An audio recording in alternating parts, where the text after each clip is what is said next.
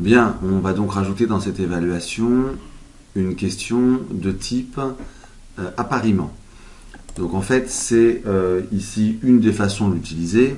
Donc le principe est relativement simple, puisqu'il suffit simplement ici, par exemple, de taper comme consigne, retrouver les différents drapeaux associés aux différents pays, et de mettre ici, évidemment, avec un bon appariement à la création, ici par exemple la France, et de ce côté-là le drapeau de la France, l'Espagne, le drapeau de l'Espagne.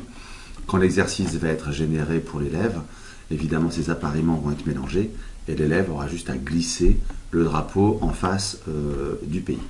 Donc ici, je vais un petit peu détourner cet exercice pour l'utiliser pour légender.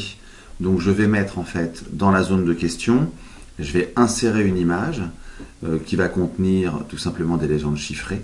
Et je mettrai ensuite ici le chiffre de la légende et le mot qui y correspond. Il devra lui le remettre dans l'ordre. Donc on pourrait très bien faire la même chose avec cette fois-ci des réponses courtes pour chacune des légendes. Ça oblige à faire une question par légende, ce qui n'est pas ce qui est le plus pratique. Et puis ici, ça va rendre l'exercice aussi un petit peu plus facile que d'avoir à rédiger eux-mêmes chacune des réponses. Elles sont proposées, il suffira de... C'est plus pour vérifier la compréhension que la mémorisation. Donc ici, je tape la consigne. Je vais donc maintenant insérer ma photo. Donc pour insérer une photo dans tous les espaces d'édition, de toute façon sur le NT, c'est pareil. Donc je vais cliquer dans Insérer, cliquer sur Image.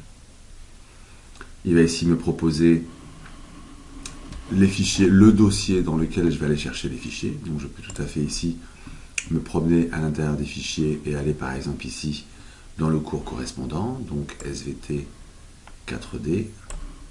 Voilà. Et donc ici le fichier que je vais insérer va être relié à mon cours. Je ne vais donc pas utiliser ou rogner sur mon espace personnel ou mon espace fichier web, et je vais bien utiliser les 500 mégas qui sont à ma disposition à l'intérieur du cours SVT 4 partie D.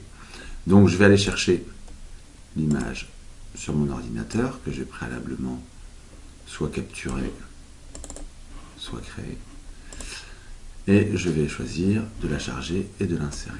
Voilà. Donc l'image est présente, et on remarque ici les numéros des différentes légendes.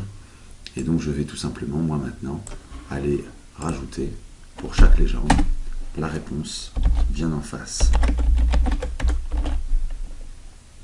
Donc voilà, les différents appariements ont été renseignés.